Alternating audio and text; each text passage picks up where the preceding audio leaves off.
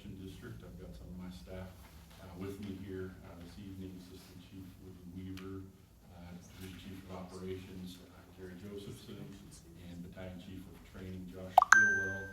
I also have Battalion Chief Brian Lola here in the crowd. He is one of our shift chiefs that runs the day-to-day operations in the station, so I appreciate these guys being here with me. We're going to start out this evening by talking a little bit about the fire district. There has been a lot of confusion regarding what a fire protection district is, how we're funded, what our boundaries are, those kind of things. So I really want to back up and talk about the history of that. And for us, the Nixa Fire Protection District, as we know it today, was established in 1986 by a vote of the people. That vote in those early days combined what had been a city of Nixa Fire Department and a Nixa Rural Volunteer Department that were largely one department. They met in a building off of Highway 14 down here near Maine. It's a vacant parking lot today. For the purposes of the two departments, they utilized maybe some different equipment, different fire trucks, those kind of things. But it was really operated by the same core group of volunteers for both the city and the rural departments. So in those days, they had the idea, led by a well-known Nixon with the name of Finest Gold, to merge those two departments and become one that would become known as the Nixa Fire Protection District. So that was put to a vote of the people, and they did approve that measure to do so. By doing that approval, they created a new political subdivision that is similar to a school district, and it's governed, the fire districts are governed primarily under the revised statutes of the state of Missouri, chapter 321, although there are other statutes and sections of statute that we have to follow. Some of those are in 67, 115, and 610, and we're one of about, I think around 800 fire departments in the state of Missouri.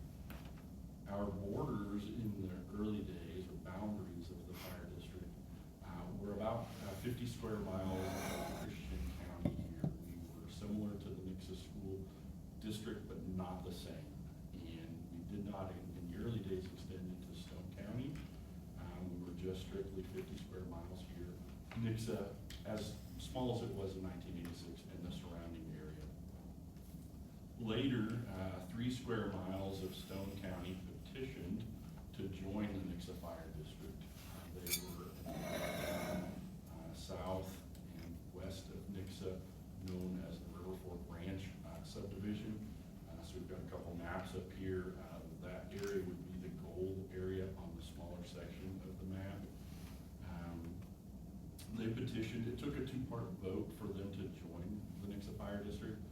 They, as a community, they had to have the boundaries drawn up for what they wanted to petition area-wise. The people within that area had to vote to join, and then the existing Nixa Fire Protection District had to vote to allow them to join. So it was a 2-part vote for that, and that brought the district to about a total of 53 square miles, gave us 53 square miles to cover, primarily Christian, 3 square miles into Stone County.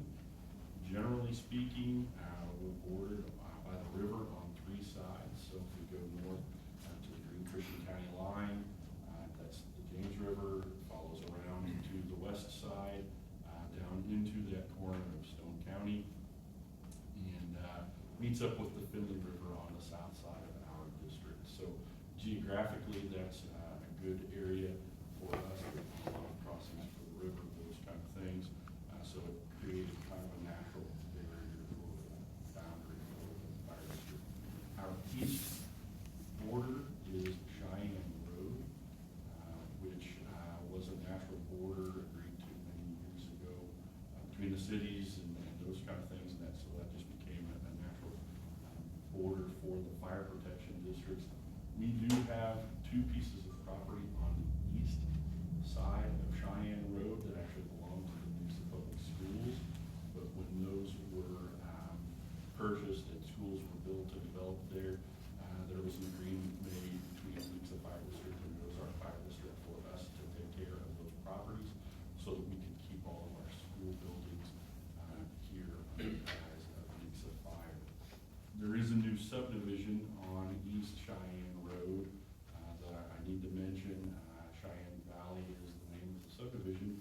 that was developed just a few years ago, a few hundred homes there that are actually still in the city of Nixa, but belong to or get response from the Ozark Fire Protection District. So that tends to create a little question or concern when an Ozark fire truck shows up in the city of Nixa, but that does happen, and it's because of those borders or boundaries that were decided really so long ago, way before my time.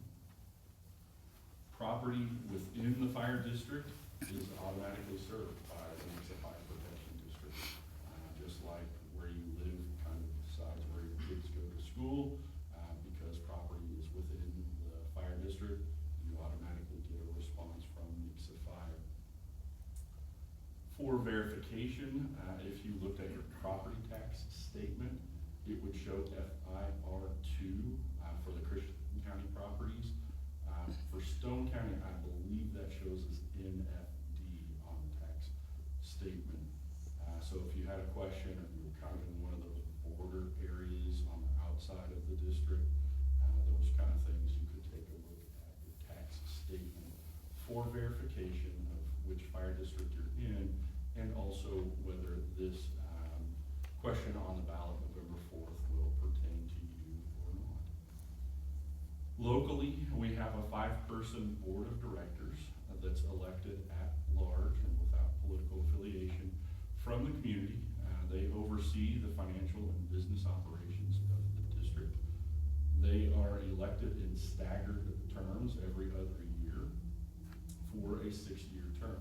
And to my knowledge, that is the longest elected term for an official in the state of Missouri. The board meets here once per month at a minimum at the training center. They meet, those desks right over here on the end, on the third Tuesday at 6 p.m. The board of directors are your voice as your elected official for the district. For us, our funding as a fire protection district is from an ad valorem tax on real and personal property that's assessed in the district, as we previously mentioned, by the Christian and Stone County assessors. So they are the ones that handle assessments, all of those things. Our tax levy is approved by the voters. It's authorized by the board of directors, and it's submitted through the county clerk, reviewed and approved by the state each and every year. Currently, the district has a combined levy consisting of 2 parts. The first part is a general operating levy. For 2025's fiscal year, that levy was 0.6121 per $100 of assessed value. And it is subject, the general operating levy is subject to the Hancock Amendment.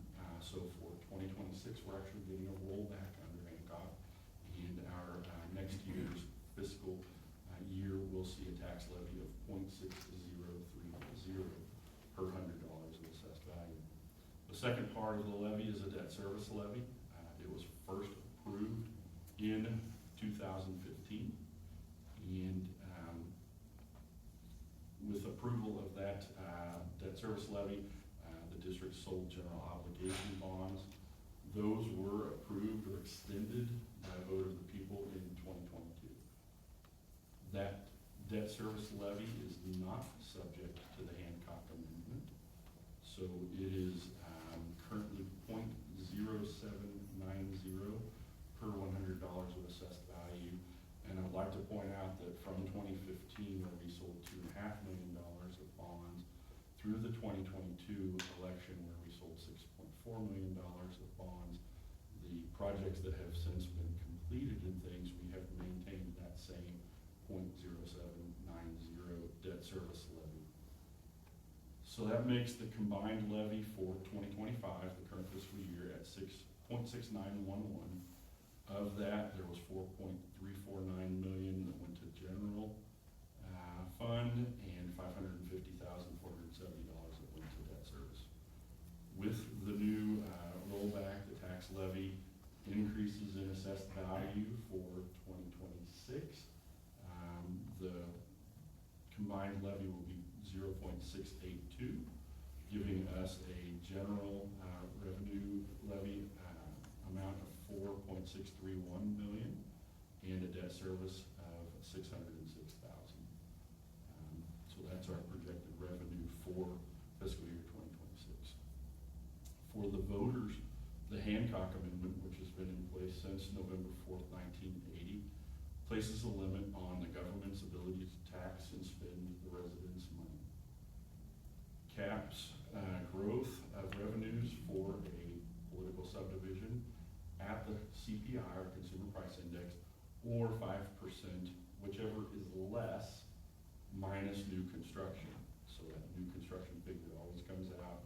CPI affects the levy and what that does under Hancock, and then you get those numbers from the county and the state. So they are really in charge of those numbers. They provide those to us. The board adopts that levy, so on and so forth.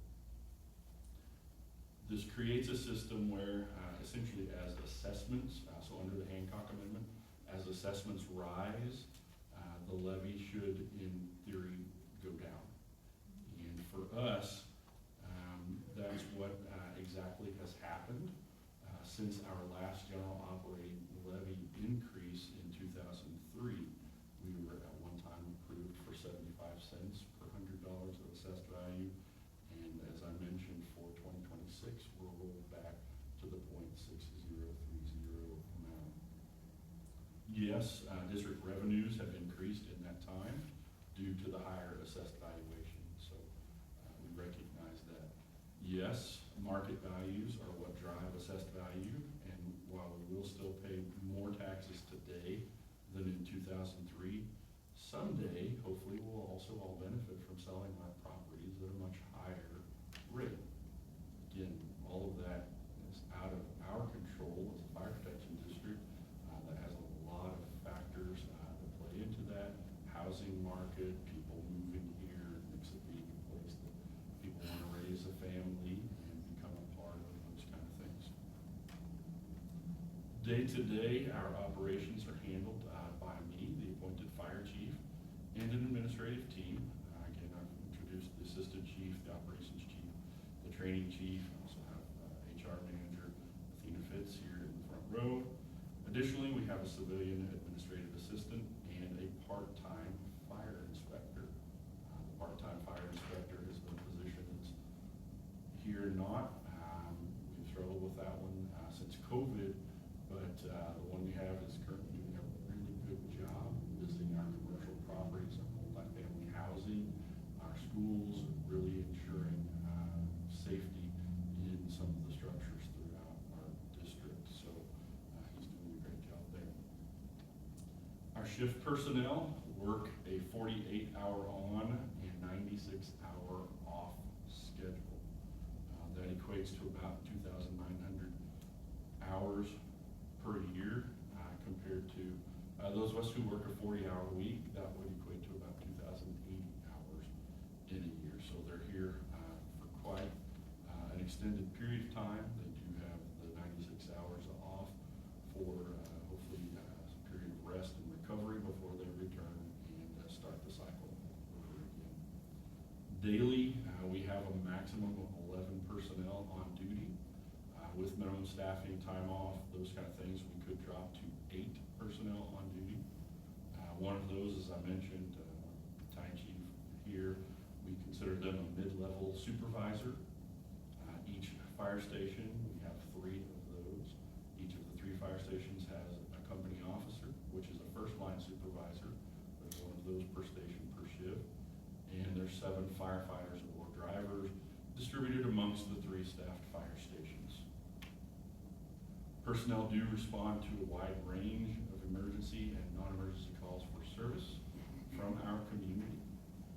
Those range from fires, in-home emergency medical calls as a first responder, motor vehicle accidents that we see you all posting or talking about on our social media pages and things. Lift assists for our residents in the district who may need that service. Smoke alarm checks, that's a service that we provide to our community that's free of charge. We know that a large number of our residents are of an age, and I would much rather have one of our firefighters come out as we're getting ready to roll our clocks back for the change those batteries, put fresh batteries in the smoke alarms for you, those kind of things, so that the residents themselves don't fall. Falls, hip injuries, those kind of things are very hard injuries to recover from, and in some instances, people don't recover from those. So it's a service that we provide. We also do that when we're in a home on another type of a call. So don't be surprised if you have a need for us to respond and provide service. If one of the crew members asks if they can peel off and check your smoke alarms and make sure that you have working batteries and working smoke alarms in your home. For 2000, well, I threw this one in there too. Gotta back up. We also respond to an occasional cat or a bird in a tree. If you saw a recent post, we had a stray bird in Station 1. I think it got adopted by someone. So there's all kinds of calls for service out there that we do respond to. For 2025, our personnel will respond to around 5,000 calls for service. And just to put that into perspective with some of the calls that I mentioned, last night between 10 p.m. and 6 a.m., the personnel from 2 of the 3 fire stations responded to lift assists to pick people up off of the floor a total of 7 times. So a lot of folks don't realize that that is a need that we are filling here in the community. Tonight, we're here to talk about a question that's been placed on the November 4th ballot by the Board of Directors that asks, shall the Board of Directors of the Nixa Fire Protection District be authorized to levy an additional tax of not more than 25 cents on the $100 of assessed valuation to provide funds for the support of the district? That is the question we're here to talk about. I have just a couple more points here to throw out, and then we'll turn the floor to you all. For us, as many of the fire agencies in Southwest Missouri, we have a starting requirement, firefighter 1 and 2 certifications, and Missouri EMT basic licensure, which is the equivalent of about 3 to 5 semesters in community college. The classes can be achieved through some departments that offer that, Regional Fire Academy that offers that, those kind of things. Starting pay today is currently $14.52 for a certified firefighter per hour, meeting the above requirements. And if they don't meet those, the board has allowed us, because of recruiting challenges in the past few years, to hire a firefighter without EMT licensure at a rate of $13.23 per hour. That makes an annual pay for a non-certified at $41,000, or a pay for a certified firefighter approximately $42,500. So that is one of the biggest challenges we have for recruitment and retention of employees throughout the area.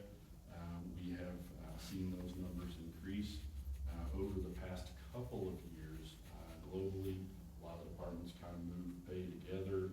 I can say in 2021, I became the fire chief. Our starting firefighter wage was $10.23 per hour.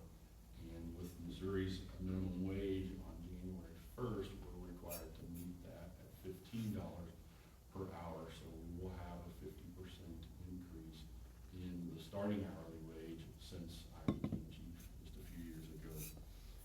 That minimum wage requirement is also in place now for government employers. Before, there was an exemption.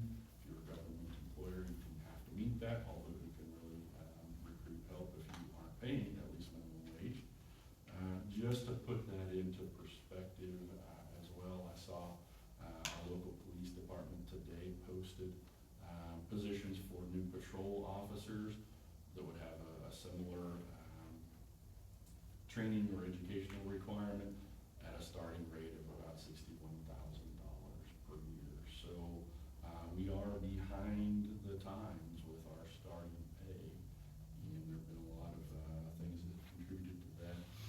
The board and I are looking 2026 to meet the minimum wage law of $15.20 per hour for the non-certified. We're giving them a rate of $44,500, and for the certified, a rate of $15.70 per hour, or an annual of about $46,000. So that is our goal. One of our biggest challenges right now, as with most everyone, our January 1st renewal of our health insurance is still out there and is anyone's guess about what's going to happen with that. Last year we saw a 1% increase for our health insurance. I would love to be able to come back and report that here in another month or so, but as of today we still have not heard on our health insurance renewal. And we have heard rates as high as 15%. Of course, we all see the evening news and know where that's all at and those kind of things. Area pay increases that have been given out for fire departments in the immediate area in 2024 and 2025 are also a big threat or challenge to us.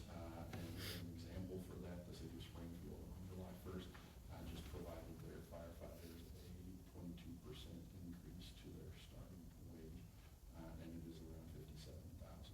So those are some of the things we're up against. Those challenges for hiring new staff have presented themselves in a way that it's going to be difficult for us to meet new and growing demands for service. We'll have a lack of funds to support new positions in the coming years. So that is what has prompted the board to place the question on the ballot. And at this point, I will turn the floor to you all. And we are here for the next hour and a half for you all to have an opportunity to ask questions, those kind of things. And I would just give you all that opportunity. So.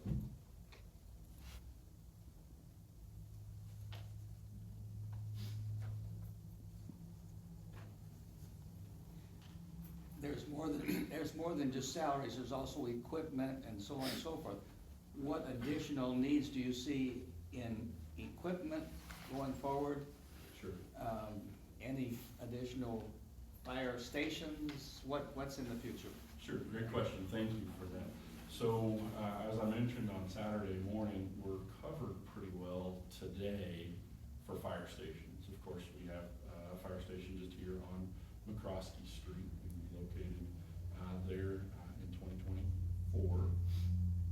We have a station across town near the high school, so that covers east and west side. That first bond issue in 2015 put a fire station north around the Nicholas and AA area. We were seeing a lot of calls up there that we hadn't responded to in years prior. And one of the challenges, I'm not sure if you all navigate much around the community, is we just don't have a lot of corridors that get us from east to west or north to south. And so our response times were really suffering on the north edge of our district. And while today we still don't respond to a great deal of calls up there, we have seen our response times decrease. So that would tell us we've got north, east, and west covered. If we were to have a station need at some point in the future, it would obviously be on the south side of our district for another staffed fire station. But at this point, really the growth of the community, if it grows that direction, is going to drive the need for that. One of the things that we have done with some of the capital improvement projects that we've completed in 2015 and in 2022 is we have some built-in capacity. So I can hire about 12 new folks and put them in existing fire stations at 4 per shift, 3 to 4 per shift, without having to do anything. And that can allow us to staff up extra vehicles in the station, cover when those personnel that are on duty are off on a vacation day or a sick day or away at training, those kind of things. So we have some built-in capacity for that. The general obligation bonds from 2015 and 2022 have allowed us to kind of get ahead of some of the equipment needs. some of the equipment needs. And we have been blessed with a board that has been pretty aggressive with that and those kind of things with some of our larger apparatus. Now, in that arena, we have also seen about 100% increase in the cost of a fire engine from one that was ordered in 2012 and delivered in 2013 to one that was ordered in 2023 and delivered in 2024. The cost went from about $400,000 for a fire engine to right under $800,000 for a fire engine. The cost of every good or service that we use has also increased, largely because of the impacts of COVID. Now, I don't really know if that's the reason that we've seen the increases or not, but just like you all have increases and challenges at home, we have experienced those increases here in the organization. We pay the same demand charges, use charges, special fees that you all pay, those kind of things. And the cost of literally, as I say, every good and service has increased. Whether that's a repair person to make a station repair on one of our facilities, repair person to work on one of our fire apparatus, those kind of things. But every good or service that we've purchased has had a pretty substantial increase since COVID. Where does that leave us? Well, the tax levy, if passed, would help us cover those day-to-day operational costs for sure, in addition to increasing or helping us with the recruitment and retention efforts of our personnel. But we believe there would also be funds there to help us grow the department, add those personnel, and take care of some of the other smaller equipment needs that we would have in the coming years. Every new firefighter that comes on is eventually, maybe not right out of the chute, but eventually issued a new set of turnout gear.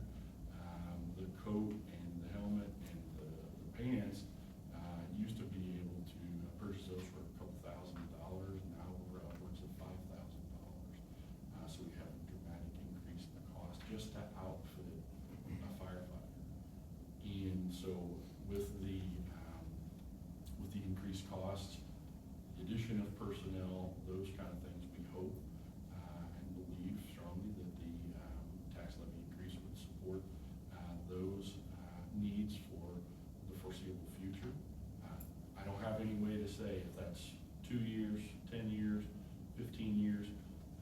Guys, I just can't commit to that. I wish I could. I wish I could say this would be, X, and we could hold to that. I can't. I have no control over those costs. Everything from the cost of our utilities, the cost of our trash service at the fire stations has gone up just like it has for you all. And so, to say, well, are we going to need to build another fire station in 5 years, 10 years? I believe the fire stations we have should cover us for the next 10 years or so.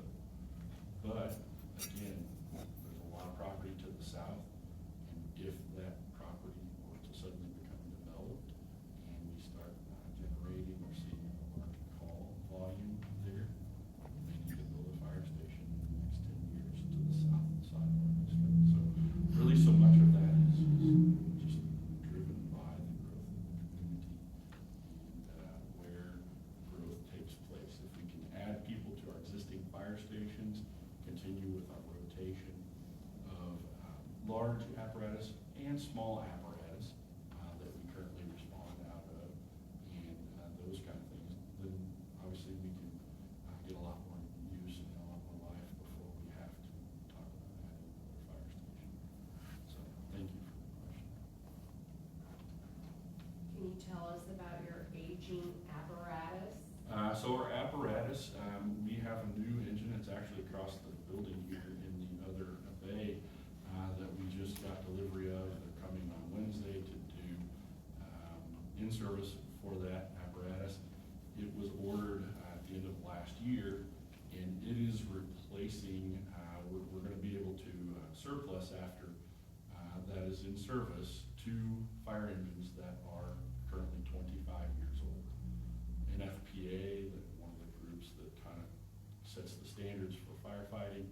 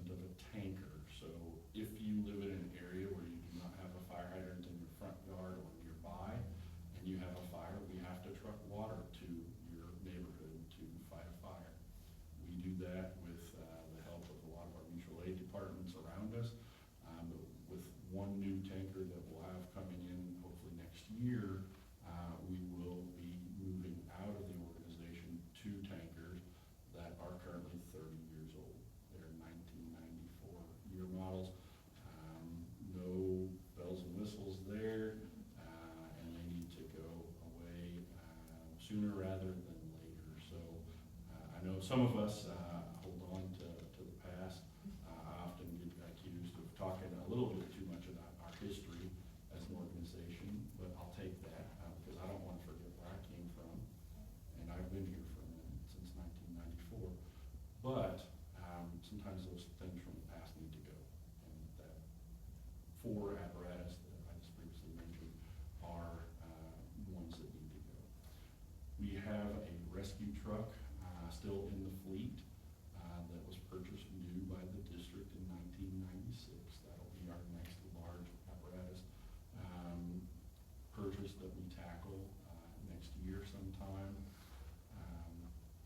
The small vehicles that we have in the fleet, we have some new vehicles. We try to keep all of our frontline folks responding to calls and things in newer apparatus and trickle the older ones down to support or kind of ancillary positions. So we have a brush truck here in the bay across the building that's 8 or 9 years old and those kind of things. So we are a constant rotation with the apparatus, again, to meet those NFPA recommendations and cycle those apparatus out as they get age and miles on them.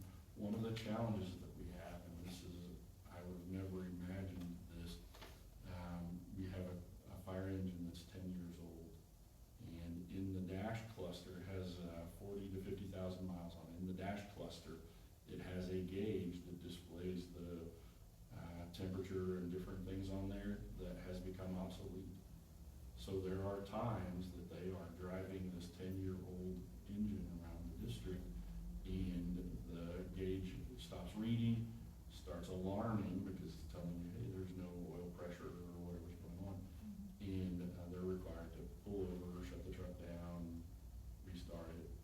Usually it resets, but that's become an issue. So holding on to fire apparatus that's 25, 30 years old becomes a nightmare for trying to obtain parts and keep those things on the road. So we're kind of in a constant state of moving out old vehicles, trying our best to keep newer vehicles into the fleet and those kind of things. So And production of those vehicles take how long? anywhere from 12 to really 36 or more months. So when we purchase vehicles, we are planning those purchases quite a ways in advance. And we are hoping that things stay true.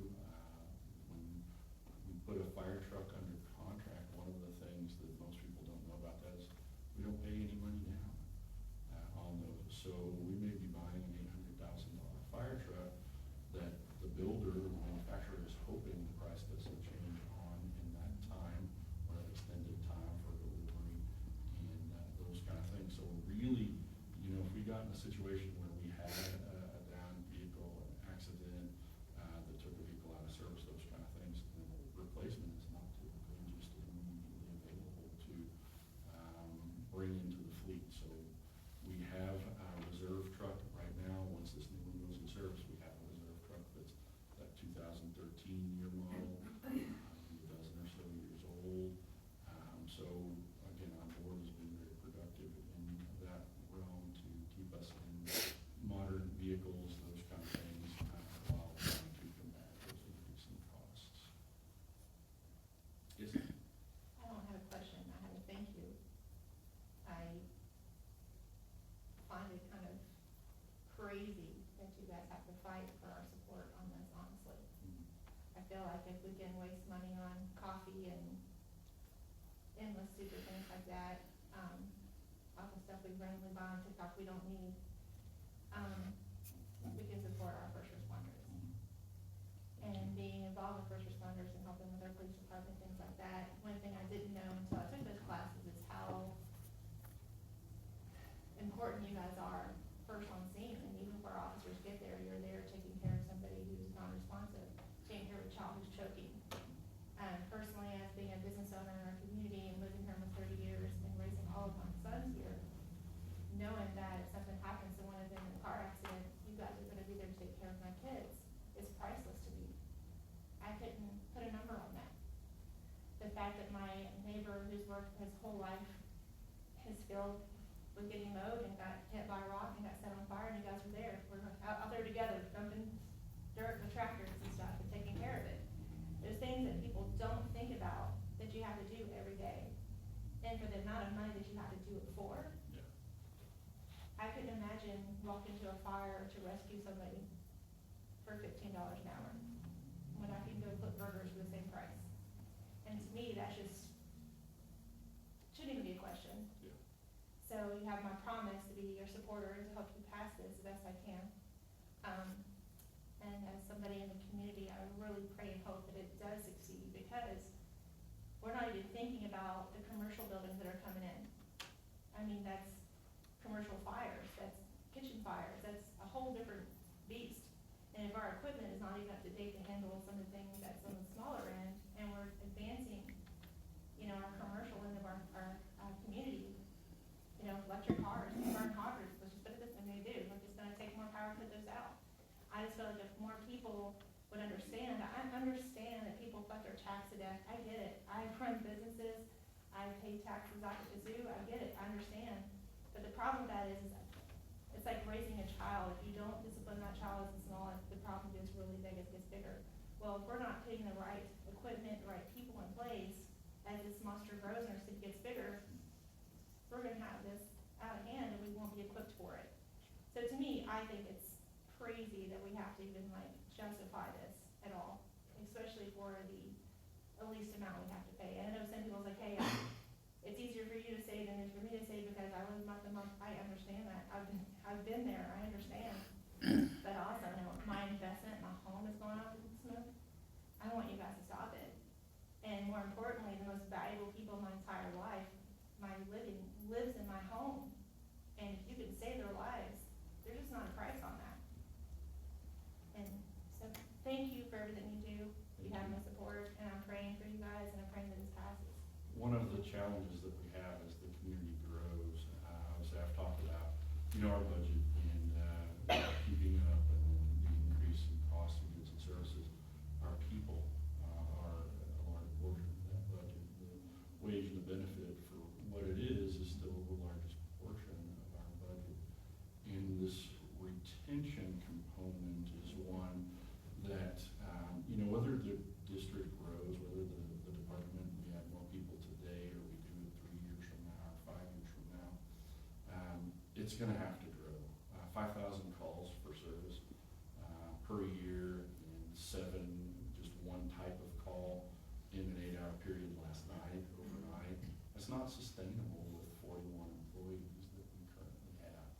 We're gonna have to grow. So this retention component gives us people that are here today that we hope will be in positions next year, the year after, to help lead and facilitate growth in the department, in the organization, within the community, in the coming years.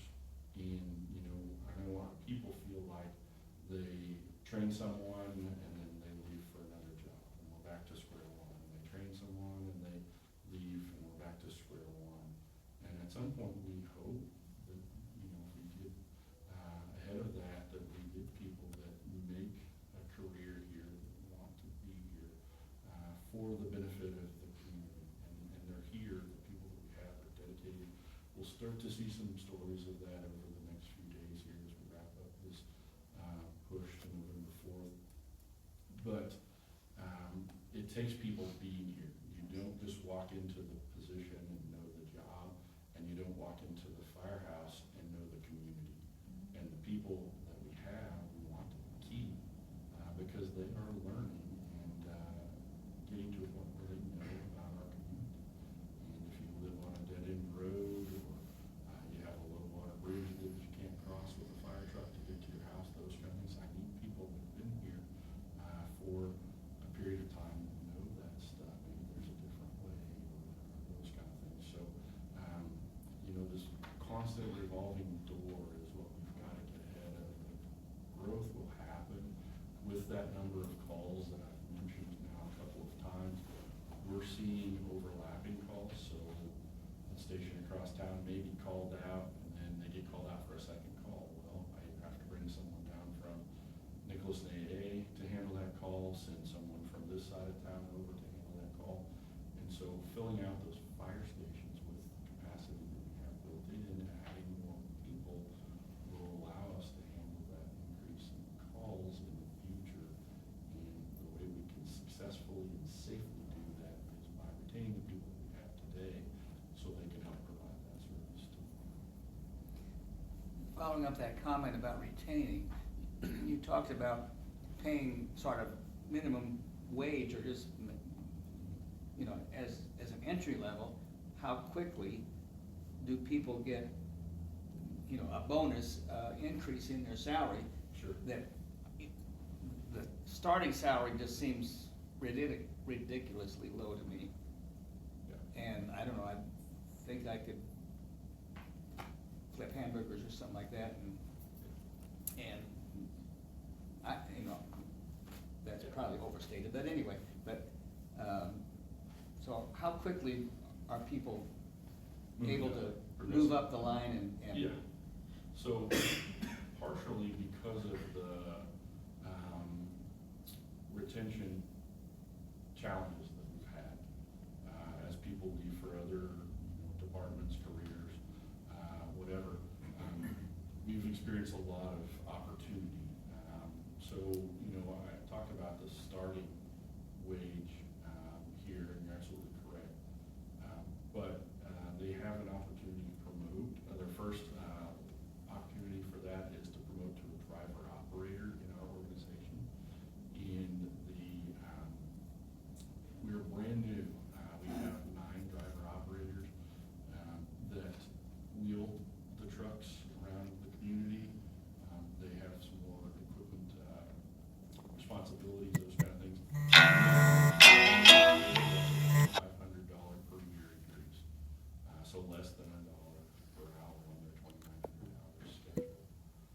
It's about 86 cents per hour, in fact. The next level, and they could promote to a driver operator after their first year. There's about another 6 to 12 months of training required. So realistically, they could promote in a couple of years in the organization. So you're correct, they're not at that lowest level forever. They promote to driver operator after another few classes, rounds of training, those kind of things. They could promote to our first level of company officer, which is a lieutenant. That gets them another $2,500 per year, or about another 86 cents per hour. Once they are there, if we have an opening, just promoted Josh from a captain to a battalion chief a few weeks ago, they can promote from lieutenant up to a captain. That's a $5,000 increase in their annual wage, so about, I think it's $1.42 per hour. So they can move on up there. They would typically promote in around the 5-year time frame, those kind of things. After that, battalion chief would get them a $10,000 per year raise, so we start to increase a little bit there. But they have some additional obligations and things with that duty or that promotion. And of course, the whole while, you know, the board reevaluates pay on an annual basis. And as I mentioned, the increase from $10.23 per hour in 2020 to what's gonna be a little over $15 per hour in 2026 happens on an annual basis, consecutive with or concurrent with our budgeting cycle. So again, as the assessed value goes up, the budget goes up with the projected revenue. We assess for CPI, give annual pay raises, and you know, kind of move on from there. So they're not at that $15 or even the minimum wage for indefinite because of the challenges that we face with retention and the cycle of people moving from position to position and those kind of things. So, does that answer your question? Yes, sir, Mr. Chairman. Your people on the lower scale, can they afford to live in Nixa at their pay rate? And if they can't, at what point do raising taxes and putting that additional burden on the city of Nixa cause more of your people not to be able to afford to live in the city that they protect. In other words, we're gonna tax them more, and they're not gonna be able to afford to live here. Or we're gonna tax them more, and more people are gonna have to move out, especially people in the $40,000 to $60,000 income range, because they can't afford to live here because of the higher taxes, because everybody wants to give all of the functions of government everything that they want. I mean, where does that make sense? Sure, I'm not sure that I would have a good way to quantify any sort of an answer to your question. Well, how many people on your force cannot afford to live here, live up in Springfield Majority. or somewhere else I would that's say cheaper? Probably 95% of my people do not live here in the district. And they have to drive here, and the only saving grace is that they have their 48-hour shift, which means that they're not driving back and forth, but once every week or so, right? Correct. So that's the only saving grace. If we keep on raising taxes here at the library, at the ambulance district, at the school district, when will your people be able to actually live in the community that they support? Sure. Yeah, I wish I could answer that. I just don't know that there's a good way to answer that. I know personally for me, I moved out of the district due to the cost of housing. I didn't want to pay $250,000 for a 2,000 square foot house with 10 feet a yard. It had nothing to do with the taxes on that. It was really just the actual value of the home. So I can't speak for all of us that don't live here, but I live in Stone County, and where I have down there is, the taxes seem to me about the same. I know that my fire protection where I live, my home insurance, I'm paying more for my 1,200 square foot house that I was paying for my 3,500 square foot house here, just in fire insurance, because the fire protection is so poor.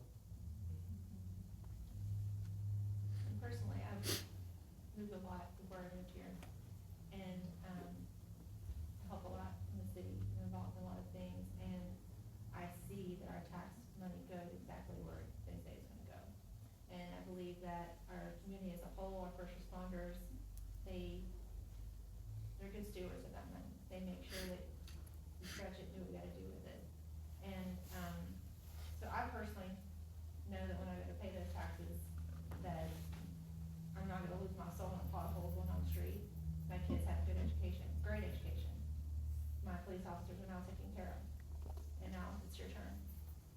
And, our ambulance, they need to be there. I mean, I just don't understand how people could say that the taxes aren't important when it comes to our first responders. That just seems uneducated. And I don't have a nicer way to say that, because if I'm gonna pay my taxes, then I want them to go to those entities. That's where they need to be. And, I mean, you go through Springfield, you go through Ozark, you go through anywhere else, and it's a completely different animal than it is in here. And yeah, you're saying that they can't afford to live here, but it's not about that. It's about, I'm a real estate agent, I'm a builder in the area, I know the property tax, I know how much land you get for your money, and I get that, and that is seeking what you need for the amount of money you wanna spend. And, again, I feel like that's not apples for apples in that question, in my opinion. I respect Mr. Sanders in different forms of what we do together, but in this particular question, I feel like the taxes are used where they're supposed to be used.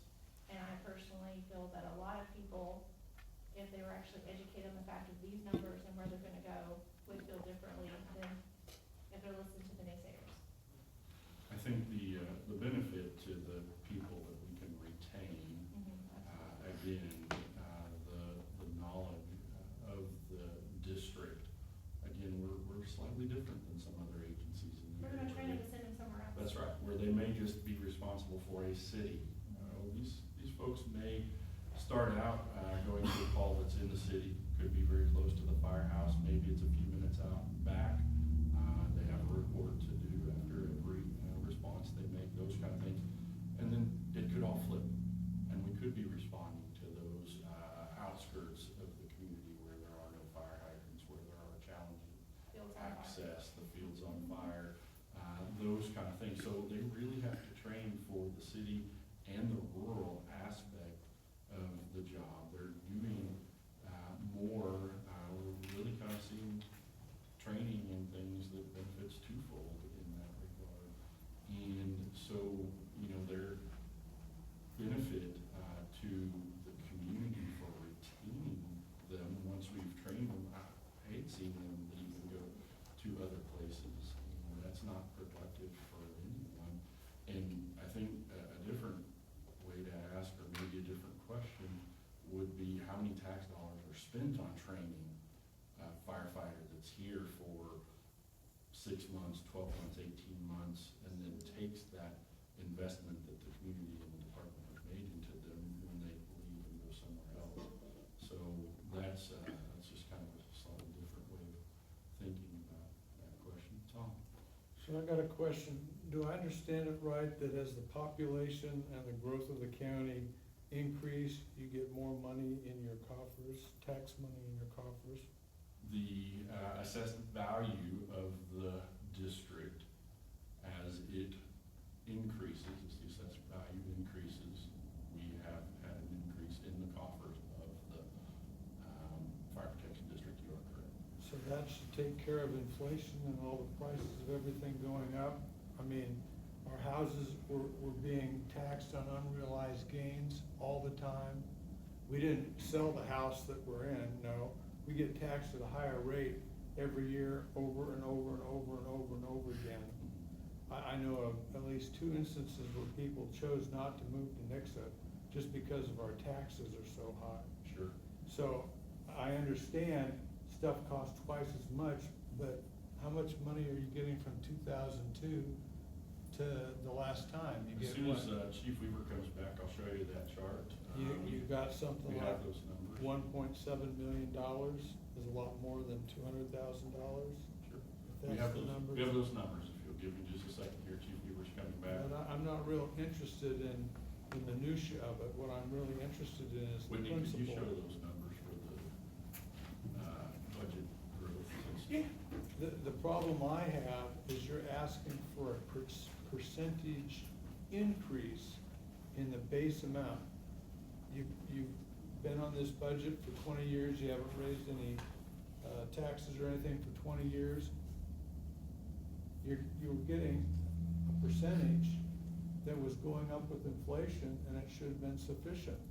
And if you get your increase, how is that in parity with any of the other towns around here? Republic, Ozark, Sure. Clever, Sparta. One of the challenges that I mentioned, again, I feel like as an organization, we were doing pretty well. Until that little thing called COVID hit. And when those rates increased and started driving up those costs, they were accelerating at a faster pace than what our budget was increasing. So if we go back, we can go all the way back to 2003, when we asked for that last tax levy, the projected revenue for 2003 was $635,000. As new construction came into the community, into the district, $635,000 for 2004 became $689,000. Just like now, in 2003, the vote for the increase was at the end of the year, November. And we did not see any of the new monies, and we will not see any of the new monies if this passes for the 2026 budget year, budget cycle. So it'll be 2027 before any of these new funds were to start coming in, so that's what we saw in 2003. So if you scroll that down to 2000. I'm getting there. Okay. So roll on down. What year do you wanna see? The last year that you got money. Last year that we got money, we've got the current year on here, as I mentioned earlier, 4.349. So Was you're pushing a increase. $500,000. Okay, The Half difference a- between more than 2024 and 2025 is 119,000. 119,000. So That was the difference in between 2024 and 2025. Right, so that's where the, increase, by the time we pay an increase to all of our goods and services that I've mentioned, plus increase in benefits for our employees and some sort of a pay raise, that's where the increase is just challenged to keep up with the demand. But the thing is, if you're getting a certain percentage, as prices and everything go up, you're gonna get more money just because you're tied to inflation as everybody else is, Sure. right? I understand what you're saying. Again, a couple of the years in here, we had increases to the CPI that were greater than 5%, and we were restricted by the Hancock Amendment to a 5% cap. So it's CPI or 5%, whichever is less. So I can't recall which year it was exactly, but one of the years there was an 8% CPI, and we still saw 5%. So that's kind of what started, getting us behind the 8 ball. And then with some of these departments that have had a significant increase in wages, we're just not able to overcome it. Again, our take on this is it's got to be twofold. We want to retain employees that we have, so we increase wages to see losses to other departments that are really good. But we need to recruit new positions, and nowhere in there with a $119,000 increase are we going to be able to add new positions. So do you have a surplus in those 2 years? Has this department gained a surplus by some way? Sure, there are. So you got more money, but you're still asking for more tax. Sure, and I'll answer just as I did on Saturday. When the department has a vacant position, there is unspent funds for the wages and benefits for that position. So as someone leaves the organization and we are waiting to refill their position with the next person coming in the door, there is a gap in time where unfilled positions means there is a surplus of funds. I can't reallocate those funds to the wages for the existing people, because when I rehire that position, I have to have the money to be able to pay them. The other big challenge, I guess, big benefit that we have seen with surplus funds is interest income on our accounts. And as you all know, the interest has been up the last few years. Kind of to your point, Tom, thank you for asking. One of the things that Tina and I looked back at today was in September of 2021, the interest rate was 0.4%. Our average interest rate this year has been 3.75%. So if you have money in the bank, you have seen a increase in your interest just the same as we have. And those couple of items alone have added to a surplus of funds. But again, in order to refill the positions that we have, I still have to allocate those funds to a position, whether it's filled or not. So we're in that position today. I have a vacant position. Funds are earmarked and set aside, whether we get that position filled before the end of the year or not. But the gap creates a surplus of funds. So I absolutely understand what you're saying, but we have to be realistic with that. So this budget you have, you don't buy fire engines with that at all? The purchase of the fire trucks, the large apparatus, the stations have come from the debt service bonds, the general obligation bonds. And that was the importance of that. So the 4.349706, out of that budget, a large portion of that is the employee and wage and benefit expenses. And the remainder of that is our general operating expenses.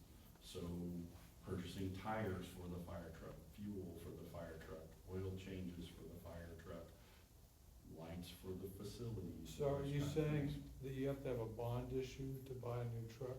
The bond issue has been what has been used for the new truck. Yeah, I don't have the funds there, to do an $800,000 purchase of a fire apparatus. They've been moved over since 2015 to the bonds. We will utilize surplus funds, those funds that you're talking about, for some, potential apparatus purchases. But again, if I need to talk about, and we will at some point, replacing a ladder truck that was $1 million in 2017, and a new ladder truck is expected to cost over $2 million, we have to have a different source of funds for that than the general operating levy. And our building heights have been raised through Nixa, so now we're gonna need the Buildings- equipment to do that. because- Correct, you are correct. We went from a 75-foot long ladder in prior years to the new one that we purchased in 2017 is a 109-foot ladder. So we needed greater reach. Some of the developments that they have, the taller buildings, as you mentioned, have parking along the front, so we need a longer reach to access over some of Heaven those forbid, structures. two sides of our schools on fire at the same time, and we have one running. So when you do lift assistance, Uh-huh. what kind of, trucks do you use to answer that call? Sure. A large portion of our calls are answered out of a pickup, for all intents and purposes. Each of the stations here and across town have a Ford F-350 pickup. 2 personnel respond in that. We have some equipment on board that assists with us safely picking up a person from the floor. Kind of looks like a sumo belt. I don't think they would be very comfortable. But they put that on. It has handles around the perimeter to be able to help us safely pick someone up off of the floor.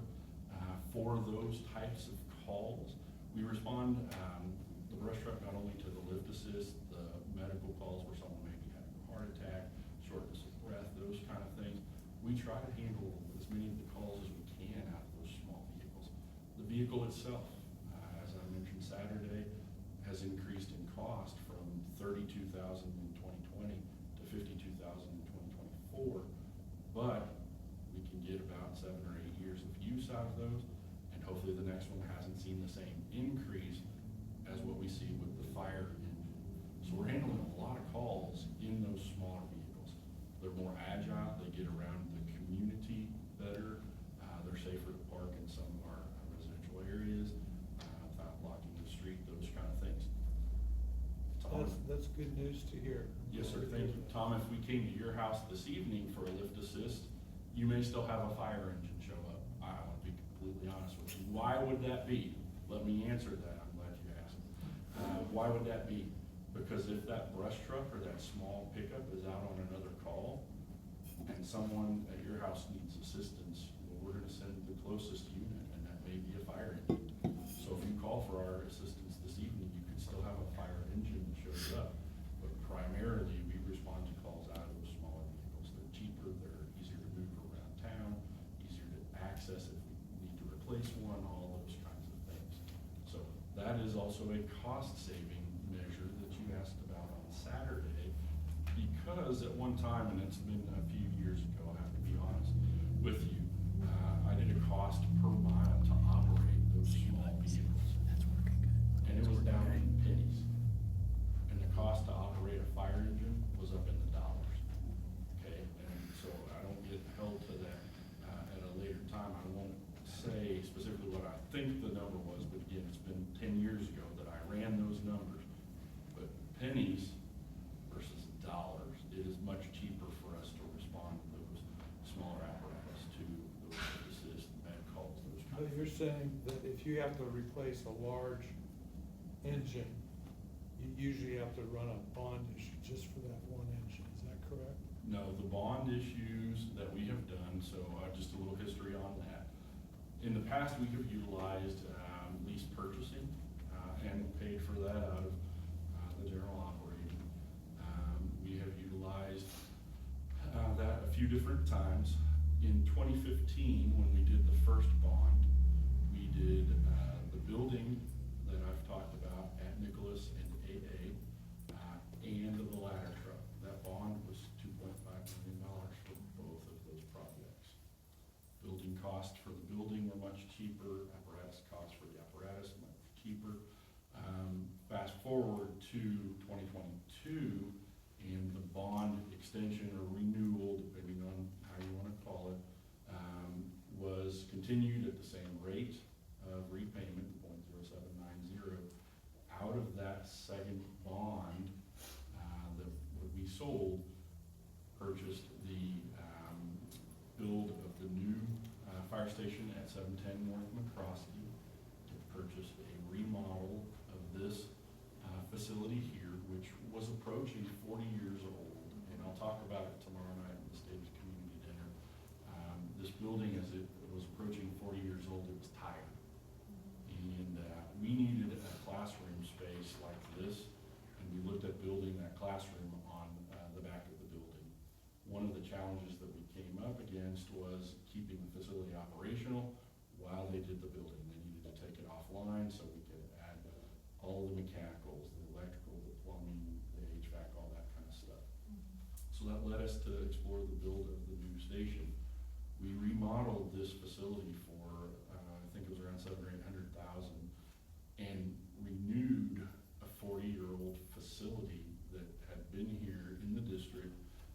And I believe that's a good way of protecting the taxpayers' investment by renewing, rejuvenating, reusing versus knocking it down and starting over at what would then be 2024, 2025 construction costs.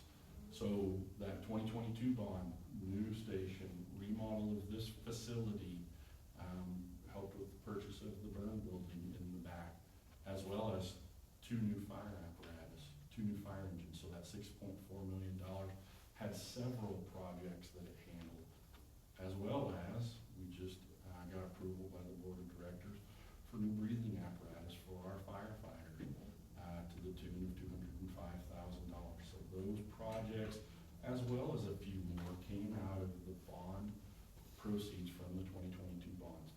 So I guess to answer your question, that's how the board has elected to fund the purchase of a fire engine because of their increased cost and those kind of things.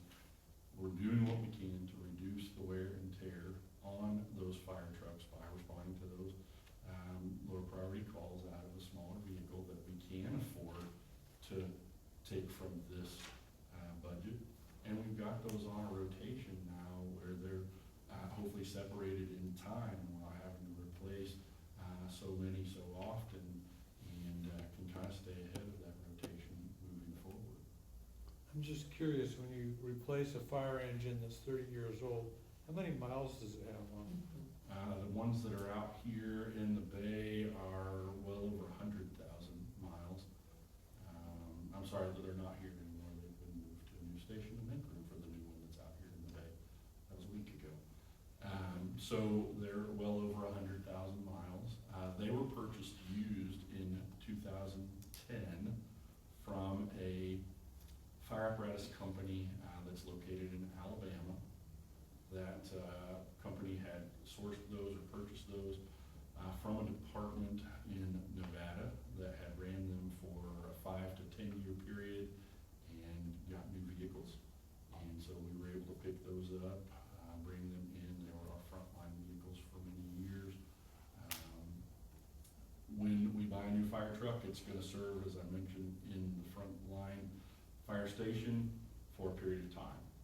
When we start to rotate those, they're going to trickle down to either a slower station, so the fire engine that's here at McCroskey now is going to be relocated up to the Station 5 building on Nicholas and AA later this year. That engine will go down to Shelvin Rock Road at Nicholas Fire Station down there.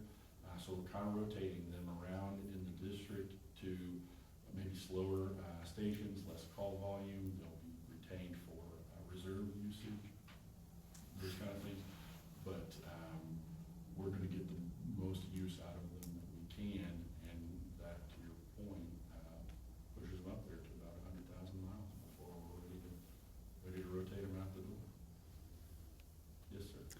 I wanted to speak about the numbers, your financial statement.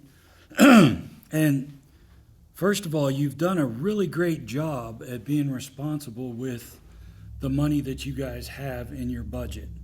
I just want to say that because I haven't been, I've been contentious. You guys have interest on investments of $385,000 just this past year alone, and your net position increased by $1 million. So your plan is to increase the tax by 36% for the employees so that you can hire more employees. What do you plan on doing with the money that you've been responsibly taking care of in your operations? Sure. Some of that money, the information that you requested, paints a great picture, and I appreciate the recognition that we've been good stewards of the tax money. But there are also some limitations with the information that you received. The interest that is earned, that you're referring to, part of that has been earned on the account that has the general obligation bond proceeds. One of the things that we are facing now that again has been an unprecedented challenge, something that we weren't aware of with the 2015 bonds, is what's called an arbitrage rebate or an arbitrage refund. So some of the interest that you're referring to is being evaluated right now. The board just approved that at the board meeting last week. The interest is being evaluated, and some of that may actually have to be refunded to the IRS. Why is that? Because the interest can't exceed the yield on the bonds, which we have found is 2.9892%. And as I mentioned earlier, some of the interest was about 3.75% on average. It's been over 4%. So we have some interest proceeds in the accounts right now that hopefully by the end of the year we'll know for sure how much and if those have to be refunded to the IRS. So some of the monies that you're talking about may go beyond our control. The remaining funds that you're talking about, that initial purchase of the tanker apparatus that I mentioned earlier will likely come out of some of those. As we work to spend the bond proceeds, we have a time limit in there. We receive the bond proceeds from the sale of the bonds that's conducted at the direction of the board. We get those proceeds sold, and we need to make that a priority because there's deadlines. We have to get that money kind of out of our coffers and those kind of things. So we're down to a point now with the purchase of the air packs for the personnel that largely what's remaining in that account is interest. So part of that number that you're seeing is the interest that in a sense is frozen. Once we figure out that and we clear out the proceeds from the bond account, then it will be our intention with some of the additional equipment needs that we are working on to spend down some more of those funds. We'll have a better financial picture at the end of this year with the bond proceeds clearing out, those kind of things. There are a couple of large scale projects that we've been working on as an organization that's going to take some of those funds from our accounts. One of those has been I say this because you'll know what I'm talking about, re-implementation of a swift water rescue team. Okay, at one time the fire district here had divers, we had boats, we had all kinds of equipment and things for use on the rivers. And over time, over loss of personnel, change in administration, that went away. For the last couple of years, we've been investing in that as funds would allow to bring that being surrounded on three sides by the river. We have a need. For many years, we relied on outside agencies to help meet that need. And again, as we have experienced flash flooding in our rivers, some of the growth in the community leads to flash flooding in the city as well, on Tracker Road or other places. We have a need for those resources, so we will continue investing in programs like that. Mr. Sanders, that's not all-inclusive, but that's an example of filling a need, but we're working through the bond proceeds first to meet the requirements of that, and then working to find the time, because a lot of the things that we do, that we mentioned Saturday, challenge our time, responding out of the station to go handle calls because the crews are all out on other calls. Those kind of things doesn't always leave the most time for us to be able to manage some of these projects and things. But some of the building projects, some of the apparatus purchasing are winding down.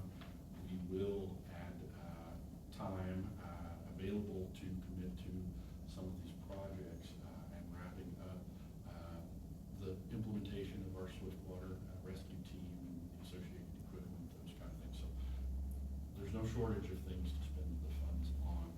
We're going to continue to try to do so responsibly and make sure that we have the funds earmarked as we transition out of 2 years of general obligation bond payments. We were still paying on the 15 bonds, started paying interest on the 2022 bonds.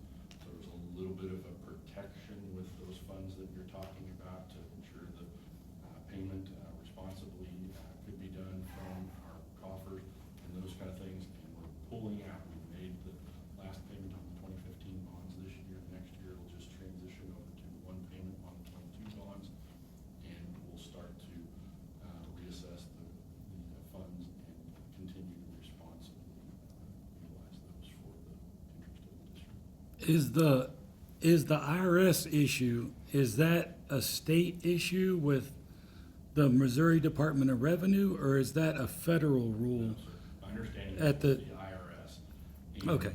We didn't even, we weren't aware of this. I'll just speak frankly on that.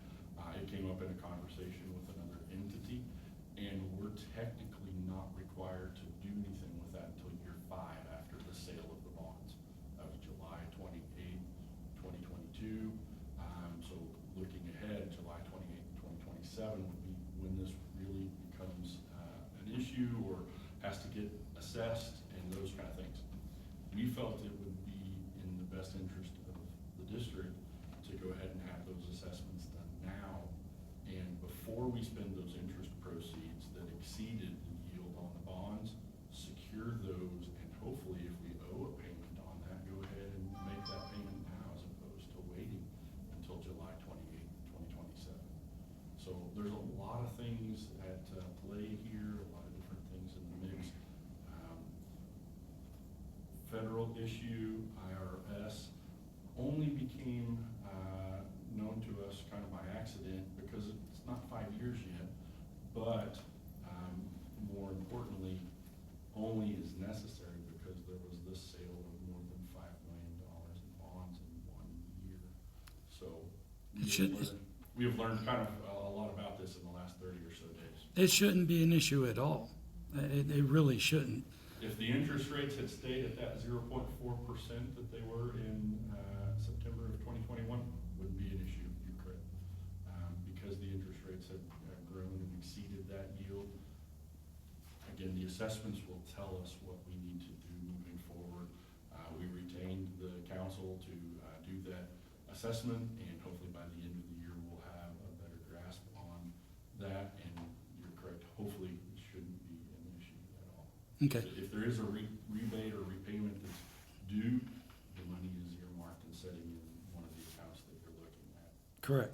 We talked on Saturday, so I want to ask so that you can answer this again. We're talking about taxes and everything, and recently the ambulance district just got a sales tax passed, which tripled their tax revenue. It's going to triple their tax revenue. And as I understand it, when the ambulances go and engage in emergencies, they end up charging either the person or their insurance large sums of money for taking care of them. Like I said the other day, a ride from here up to Cox could be anywhere from $4,000 to $6,000 just to ride in that ambulance. Okay, you guys are doing some of the same or similar stuff with the lift, assistance and some other responses. So please tell everybody, we're going to have a lot of people seeing this, Sure. hopefully over the next week. Tell everybody the difference between the ambulance district and the fire district when it comes to those calls and the cost and everything. Sure. So I think really the rest of the question that you asked on Saturday is, do we charge for any of our services? And we do not charge for any of our services.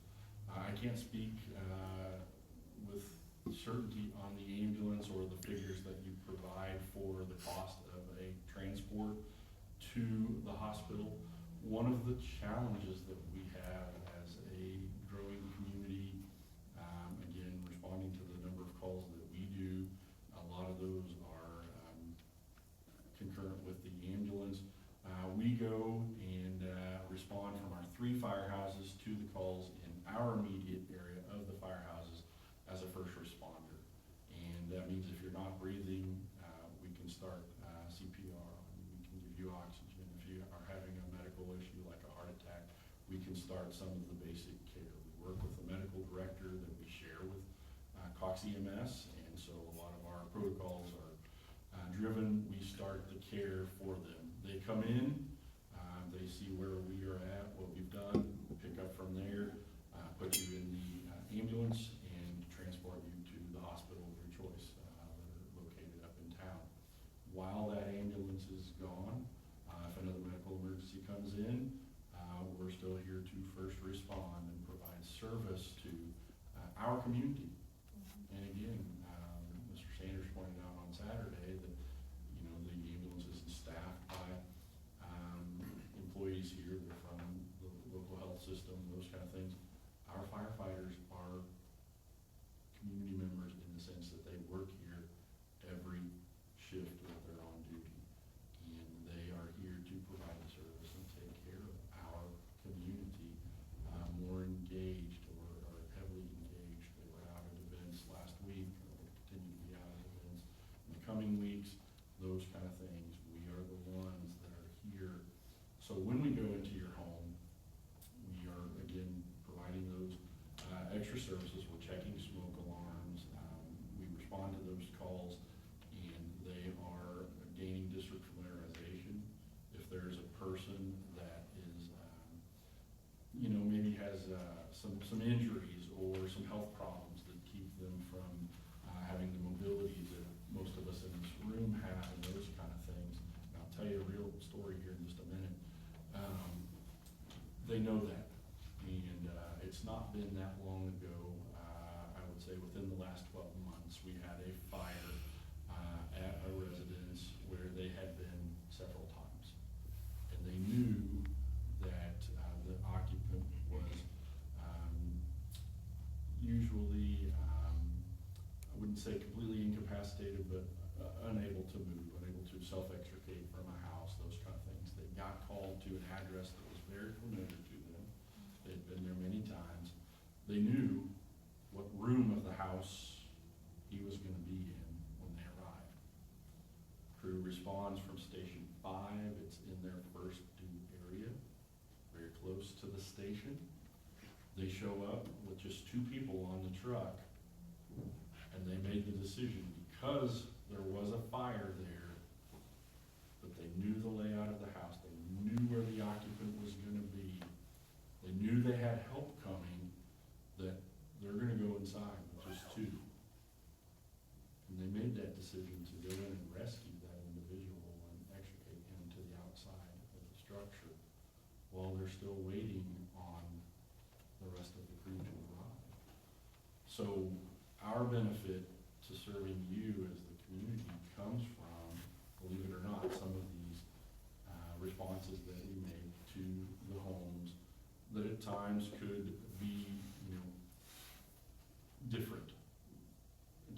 started a lot of these discussions, most people have no idea that we went and pick people up off of the floor. Sometimes 2, 3, or 4 times a day. So we see that as a benefit. It helps us get to know our community. It helped us in that situation that I just mentioned by being able to know where that individual was, that he was unable to extricate himself. We went into the structure, removed him, got him to the ambulance as soon as they pulled up. But really to answer the rest of your question, Mr. Sanders, we go to these calls every single day. We are here to take care of the community. We are a part of the community, whether we live here or not. And we're here to provide the best service that we can. If that ambulance is gone, and there may only be 1 or 2 ambulances in the community at any given time, if that ambulance is gone, we're still here. And we hope to be able to continue providing that service. Again, those are gonna be challenges that we face as we have more people moving in and more needs for our service, those kinds of things. But to your point, we do not charge for any of the responses that we make to those residences. Now, we had a fire just recently within the last 30 days in a neighborhood, and it was Sunday evening, I believe. Might have been a football game on, but the personnel responded to the fire, and we showed up with all of our on-duty personnel in that 8 to 11 range that I mentioned. Some of us came in from off-duty from home to assist. That 8 to 11 is not the minimum that we need to provide the service.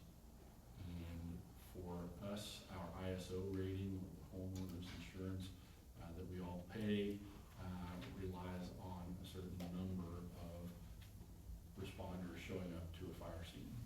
And so we have to rely on our neighbors to help us, and we reciprocate that when they have a call. We go to these outlying areas and help them just like they come and help us. But when they have this fire, we're responding to the scene with a large number of people, 15 to 20 range. And if I sat in the front yard and counted all the fire trucks that are there, millions of dollars of fire equipment, and their bill or the bill to their insurance company was still 0. So we're not an ideal business model. We're not charging for that service. We don't have the ability when COVID hits to raise our rates like we saw with every other service sector that we all rely on. And believe it or not, through all of that, even when the cost of goods and services, and I meant to mention this one earlier, our medical gloves that we purchase for our people to wear when they come to take care of our community. At the start of COVID, we were buying those for about $25 per box. During COVID, they went to about $250 per box, if we could even find them. We got to a point where I was calling in favors from our local dentist's office who were told they had to close, couldn't take care of us, to get masks to put on our first responders because we couldn't get them from our suppliers. If we could, we were seeing 10 times the cost, like I just mentioned. So yeah, we're not an ideal business model. We show up with millions of dollars of fire apparatus, a large number of personnel. We take care of the issue and we go home without ever sending a bill to the resident. So I truly feel you're being super helpful, because when there's a call, whether you show up before the police get there, get you shot at, you have to, you take care of people like a medic. So you really have 3 hero capes. the 4 of us are Yeah. paramedics. So I'm saying, you have to have 3 hero capes to show up in one location that I'm just have the knowledge of. And then you really do have to have a servant's heart to do your job. And because you're not getting paid for what you're worth.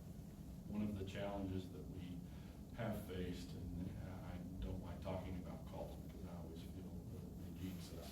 But I'll talk about the other component of this with the riots and the civil unrest and things that we experienced from 2020 on as a country, not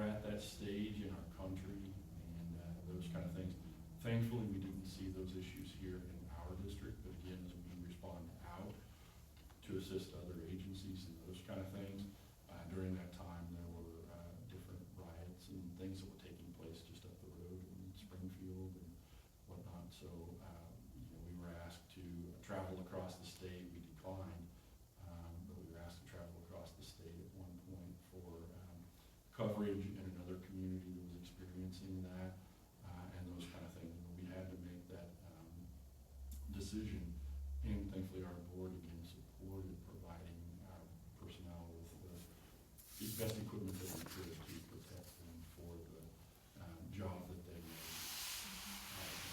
And so our fire engine now carries those equipment.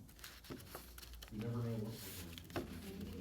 Under a call or some of these medications on the rack and it's shooting him his wife or vice versa, and you're the first ones there, I mean, people Thankfully, just don't understand yes.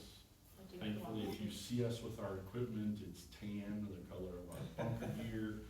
It says fire across the front and the back. We do the very best we can to identify ourselves.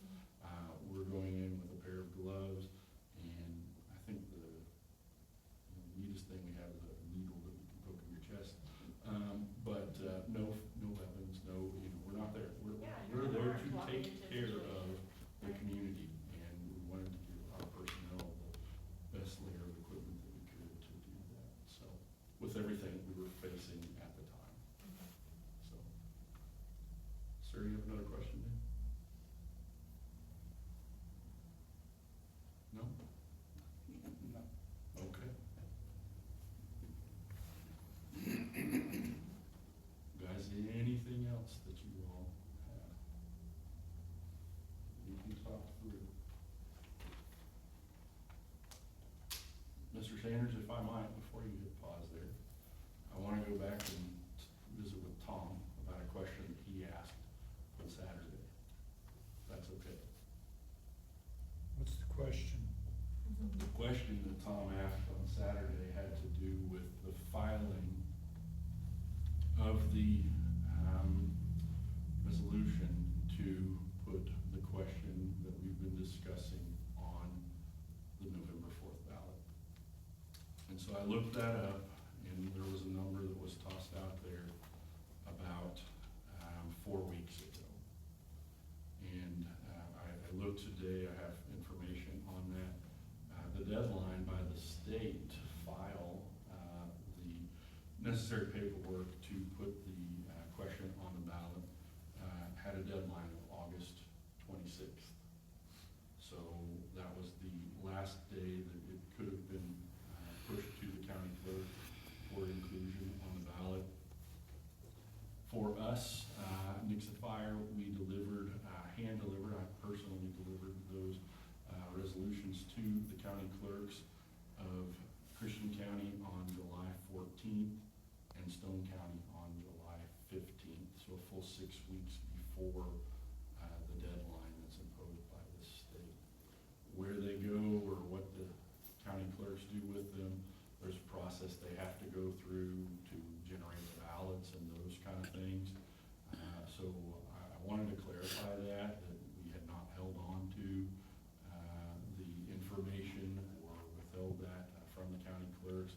We got that to them as soon as possible, and where it went from there or what happened after that was kind of in the hands of the county clerks. So how many weeks would you say that was before the election's supposed to be?